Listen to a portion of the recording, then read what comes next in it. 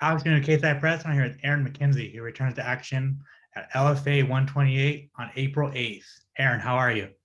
I'm doing great, sir. How about yourself? I'm good, man. I'm good. I'm happy to be talking with you. Who's joining you? This is Blaze. This is my little girl. Awesome. It's just cute, super cute, man. You're 15 days out. How are you feeling? Honestly, feel great. Just finished up wall work, attacking, defending on the wall. Got some good grappling rounds in today, so feel really good, ready for sparring tomorrow. Awesome, awesome. Who are you sparring tomorrow? I'm gonna go down to Texas, where my striking coach is Stephen Wright at the War Room. He said we should have Evan Cuts, maybe Kevin Holland coming in, Ty Clark. We've got some good bodies down there ready to go. Awesome, awesome. This will be your second straight LFA main event. How does that feel? Feels great. I wish I would have got the one in January too, but stuff happens. But I really love working with LFA. They've been great to me for the last 2 years, ever since COVID hit, and I'm really thankful for those guys. And they've done a really great job as far as I'm concerned. Yeah, so let's talk about that mishap in January. Before we talk about your fight, how disappointed were you that you didn't get to fight? I honestly don't know if I've ever been more mad about something in my life. I went through every range of emotion. I was pissed off. I was upset. I got depressed for a couple days. Uh, it, I was ready to go. We were a few days out. The weight cut was going perfect. Everything was ready to go, and I was ready to beat that dude up and move on. But he had other plans, I guess. Yeah, I mean, what were the emotions like? I mean, so you get that call that he's not fighting. I mean, what was your first reaction? Well, initially, so they called on Monday and they were like, yo, can we get a catch weight? We don't think he's going to make it. Texas Commission's weird. If he comes in too heavy, the gap's too big, then they won't let us fight. So I was like, yeah, straight up, I'll go to 150 or 160. It was a 55 fight. We had 6 weeks notice, which was the most I've had since COVID. And so we had 6 weeks notice. He could have made weight. And they said, we need a catch weight. So I was like, all right, I'll do 160. I want 10% per pound over. I felt like that was pretty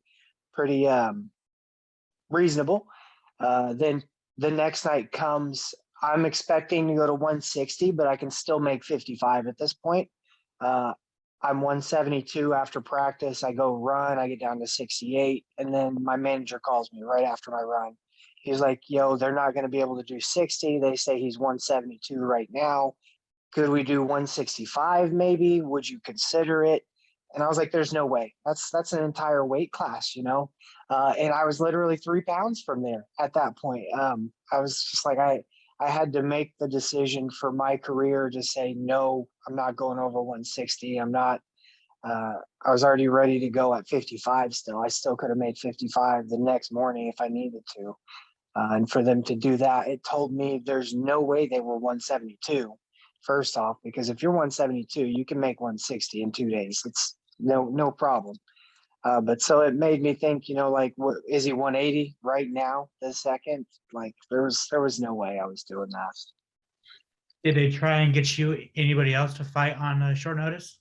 So because of how short it was, that was my next thought initially. When they're like, "Yo, he's not coming out," I was like, "Can we get anybody?" I'll say yes to anybody. And they were like, Texas Commission had to have the paperwork in today. There's no way that we could get anybody. Ah, man. So 6 weeks of hard work. What'd you do that? What'd you end up doing? I mean, did you just like stuff your face?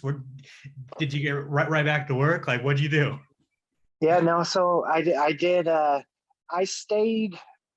I stayed on weight. Truthfully, I stayed on weight. But that day, I went ahead with my run, hung out about 165, and just in case something happened, that week, or I knew nothing would, but just in case, I didn't want to mess it up. Like maybe he got on the flight and didn't tell anybody, anything like that. But when nothing was going on, I talked to Mark and all the guys at LFA, and they're like, "Come on down, come watch the rest of the fights." And then, like, truthfully, I just got drunk at fights. My boys were all there. They were like, because nobody can't get your friends' money back for their tickets. I sold a couple grand in tickets, some boxes and stuff. And they're like, yo, let's drink. And so I had people feeding me drinks all night. And so that was awesome. I love my friends and family. But after that, I went on vacation the next week just to get away from everything. We went snowboarding. Came back at 173 still, so wasn't fat. Nothing happened there. I was really happy about that. But then it was just right back to work after that, hoping for the very next thing I could get. I wasn't able to fight February 11th just because that was too soon for me. But then the Hassan Zada wouldn't wait till the 25th, so he went ahead and fought. And I was just waiting for a call, and they were like, "Yo, Lucas Clay," and I was like, "Oh, absolutely, I want it. Let's go." Yeah. So before we talk about Lucas, you're coming up on a year since your win over Brandon Phillips. I just want to kind of talk. How did you feel about that performance? It wasn't my best. It was not my best, but it did show me some things. Because the kid's a striker. He's a great striker. And truthfully, like I've watched every one of his fights I could find. He came out that night with something extra. He was ready to go. That was the best performance I've ever seen from him, just watching back now. And like, I like Brandon. He's a good dude. He's literally one of my best training partners' cousin. And so there's a little extra history in that. But he came out ready to go, and I was happy with the fact that I was able to make a striker not want to strike anymore. You know, at the end of that third round, he was good. He didn't want it anymore, and I was happy with that. Showed myself like, I'm not just a grappler. People have thought that for a while, but I'm well rounded. I consider myself good everywhere, and I don't drive 3.5 hours to Texas to train with Stephen Wright to not be able to strike. So I like that I was able to kind of show that off a little bit, put everything together in the third round, and show people what I could do. How often do you take that 3 hour drive to Texas? During fight camp, I'm there every single week. Dang. Outside of fight camp, every other week or so. Oh, gotcha. I mean, with gas nowadays, is that? I mean, goddamn. It's hurting. It is hurting. Thankfully, I got a buddy or two sometimes that can come with me, and they'll throw me $20 every once in a while. But it definitely is tough. Thankfully, I got a Kia Soul, so I get about 30 miles a gallon, 32 miles a gallon, or it wouldn't be doable. Good, man. That's awesome. So you only fought once in 2021. Were you dealing with injuries, or is it just tough trying to get fights on the regional scene? So it's a little tough, but last year after that Brandon win, we were really banking and hoping maybe we could get something short notice. And we had a couple of short notice opportunities that just didn't work out. Like they ended up one guy tested and he was positive, and then they tested him again the next day and he was negative. So I missed out on that one. There was an opportunity on Contender for I think it was like Memorial Weekend or Labor Day weekend, whichever one of those holidays is in September, where the doctor's office wasn't open. So I wouldn't have been able to get my medicals done. Just small things like that. Like I went out to Vegas in August when there was a card with 455 fights on it. And I trained out there at Syndicate all week long, just hoping and waiting that maybe something would happen. And of course, that was a week that nothing came off in 55. But so I was just waiting, staying ready. I was basically in camp all of last year, just waiting and waiting and waiting. Then October, November came, and I was like, okay, well, I want to fight. And so we were signed up for Eric Gonzalez for the LFA title. 2 days later, he got called up and got beat up by Jim Miller. So it was one thing after another. Then the Josh Jones thing happened. So it sucks, but there's nothing I could really do to control it. I was waiting and trying and waiting. And here we are now with a LFA title opportunity. So with all that being said, you must be itching to get back in that cage. Absolutely, 100%. I can't show Dana and Sean what I can do if I'm sitting on the couch. I don't want that. I want to put on a show for those guys and just let them know, like, yo, you need me in there. I want to be what you need in there. Gotcha. Lucas Clay, did you know who he was before he was offered to you? Absolutely. So ever since I got on LFA and signed with them, I've kept track. I watch. I got Fight Pass. I'm probably paying too much for it every single month instead of just buying the year. But so I've been watching, and anytime I see a 55 fight up around that area, you know, I'm like, okay, let me check this guy out. And I saw Lucas Clay like 6-1 and he won. And I was like, okay, I bet if he keeps up, we're on that same path. Like there was a little bit, it was Arthur, Brant, Lucas, me. We were all kind of going, just waiting to see what would happen. And so as soon as I saw Lucas the first time, I was like, I could fight this guy. So anytime he was fighting after that, I was tuning in and watching. Gotcha. What are your thoughts on him as an opponent? Lucas is dangerous, and the thing is, he's dangerous from everywhere, which is really cool. Uh, it's just like Paul Craig, I think, the other day where he was getting bombed on from bottom and he pulled up that triangle choke. So Lucas is that same kind of guy. He could be losing a fight, he could be losing position, but that submission is always there and it's always real. Like who pulls off chokes from bottom side control? Weirdos. That's the only people, and he's one of them. So that's something you've always got to be careful of.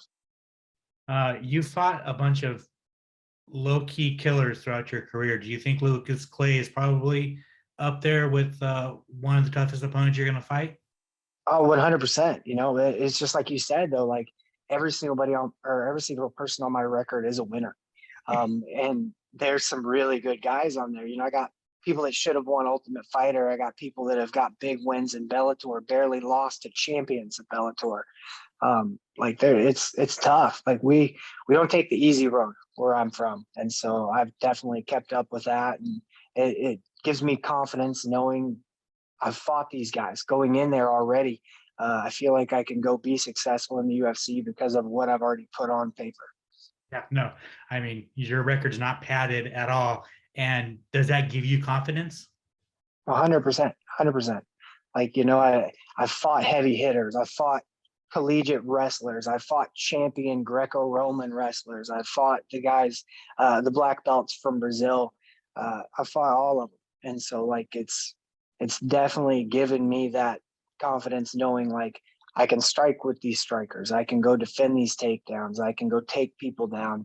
I can grapple with the best of anybody. So I'm definitely prepared and ready. How do you see this fight going down? And do you have a prediction for the fight? All I know is I'm going forward and I'm looking to finish 100% of the time. Uh, I don't care if I knock him out. I don't care if I get a submission. I'm going in there to finish and I'm going to put pressure on him for 25 minutes that he might have never felt before because that's the way that I do things. That is how you do things. Do you believe with a win, you're getting inside the UFC? I wish I could say, that's all I ever want to be is like, yeah, I beat this dude up. I'm going in the UFC, like, I don't know. I hope so, I know I need to be what those guys want for them to give me that call. And so I'm going to do whatever I can to be what they want. I'm going to put that down, show them who I can be. Like, if I got to go be Justin Gagey for a little bit, I'm going to go be Justin Gagey for a little bit. If they need me to go try and be a Khabib, I can try and Khabib. I don't really care what they need. I've been training in all of it. And I'm going to be ready to go out there and show whatever needs to go down. Say you win, you don't get to the UFC immediately. The contender series is coming back in July. Do you mind fighting on the contender series in July? I mean, I would fight contender. Absolutely. I would love that. And then if for whatever reason something doesn't happen, I don't make it to the UFC because it's not my choice. I want that more than anything in my life. I want to prove that I belong there. But if it doesn't, I'd love to go to Asia. Like Asia seems so sick. I'd love to fight in one. Like Chatri and all those guys, they put on some shows. I absolutely love what they're doing. And so like if that's gonna be the route, then that's the route. But like UFC is the dream. Like I want to prove that I can do this at the highest level. Yeah, man. Speaking of one, they got a killer card this weekend. Oh man. I guess let's just talk about the Mighty Mouse versus Rotang kind of mixed rules match. How do you see that fight going down? That's so cool. But it's just like what I think it was Chatri or something I saw said like either Mighty Mouse is getting knocked out in one or Rotang's getting subbed in two, and it's absolutely it could be that way. But I think people are kind of underestimating both of them because I know people like to say that he doesn't grapple, but he grapples. He's grappled. You can't be around the sports for this long and not know how to grapple a little bit. Just like I know Mighty Mouse can strike a little bit, you know. But at those small guys, one is just absolutely killing it with the strikers over there in the smaller weight classes. I love watching them. It's some of my favorite things to watch right now. And like one of my favorite people to watch, I've been doing a lot of study and film on him lately, has just been Liam Harrison. He's a huge inspiration to my striking game. The way he kicks the legs and the speed and ferocity and what he does, I love it. Like I like to put a little leg kick in myself, and seeing the way he sets things up and works off of them has been really huge for me in my game. Awesome. Finally, let's talk about the lightweight championship that's going down at UFC 274. Justin Gaethje is fighting Charles Oliveira. Your weight class. How do you see that fight going down? I absolutely love both of these guys, 100%. And like, so I love Coach T. I've gone up and worked with him more than a few times. And like, I only use the Onyx gloves myself because I broke my hand, I think in my 4th pro fight, and ended up choking that guy out. But Coach T's been huge in keeping my hands safe. And I've got to train with Justin a few times when I've been up there, and the dude's just super good, dude. Absolutely love him. And we went at it and we just kicked crap out of each other's legs for about 4.5 minutes. Absolutely love training with him. And Charles just seems like super good, dude. Like good everywhere, you know, can grapple, can strike, and is just tenacious. I think I've seen both of these guys hurt and battle through it and come out and get huge wins. And like, that's the kind of guy I can be, and that's the kind of guy I want to be. And so like, if I had to pick a winner, I'd love to see Justin get it. I'd love to see Coach T pull out 3 champs again. I think that'd be super sick. The guy is just absolute magic. Really appreciate him and what he's done for me when I've been in Colorado. So you felt Justin Gaethje's leg kicks. Do they feel as as much as they hurt? Like they look like it stings. It just stings. You know, it's not too bad. Yeah, but it's what I do. You know, I kick legs, I get kicked back, but thankfully I got a coach that's taught me how to check kicks a little bit. So we check and we return over here. Gotcha. Awesome. Aaron, thank you so much for your time, man. I really appreciate it. If you want to plug any sponsors, you want to plug your social media, you want to thank anybody, the floor is yours. Man, first off, just thanks every single person that is supporting me, that's talked to me, that's shouted me out on Reddit. All my boys on Reddit you guys are great just to have to talk to if I got a boring day going on. But my team, Lovato Jiu-Jitsu and MMA, War Room MMA, you guys mean the world to me. So thank you all so much. White's Equipment Rental, Green Strength has been huge in getting me strong and ready for all these fights lately. I appreciate all of you guys. So thank you all very much.